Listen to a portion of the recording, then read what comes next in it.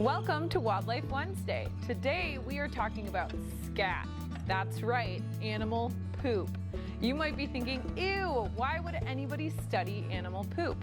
Well, scat is a sign left behind by animals, and it can tell us a lot about what animals have been in the area and also about what different animals are eating at different times of the year.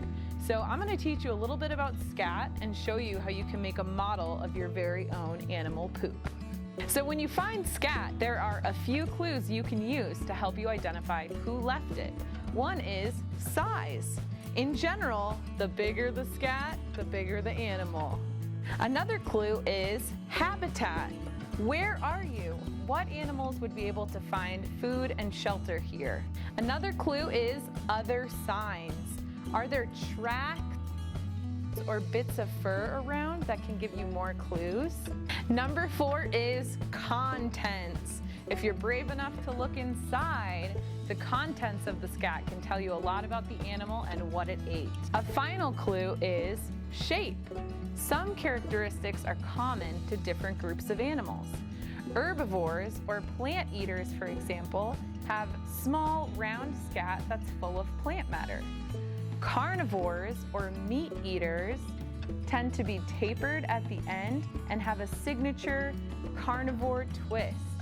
Scientists think this is to protect their intestines from bones.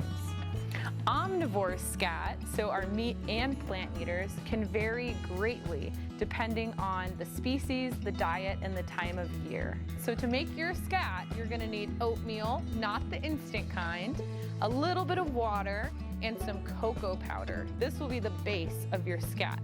For the contents of your scat, get creative. I think I'm gonna make fox scat because I've been seeing that all over on my hikes around Helena. And foxes this time of year are eating a lot of grasshoppers, so I'm gonna crunch up noodles to look like exoskeletons from those grasshoppers. They also might grab a rabbit or a small rodent, so I'm gonna rip up some cotton balls to be fur in my scat. And foxes might even eat berries, so I have some craisins I'm gonna put in there as well. So I take my scat making very seriously, so I always reference my field guide. I have a red fox here, and it even tells me how long it usually is. So I'm gonna make sure mine is about 50 to 90 millimeters long. So the first thing you're gonna do is put some of that oatmeal on your tray. Then you're gonna add just a little bit of water. The next thing you're gonna do is add a little bit of cocoa powder for color and mix it in. All right, so now that the scat is the consistency and color that we're looking for, I can add my contents. So we got the fur from the rabbits, we've got the craisins for the berries that it was eating, and these noodles are gonna be the exoskeleton or maybe even bones. So I'm gonna mix those in. So I've got all my contents in there.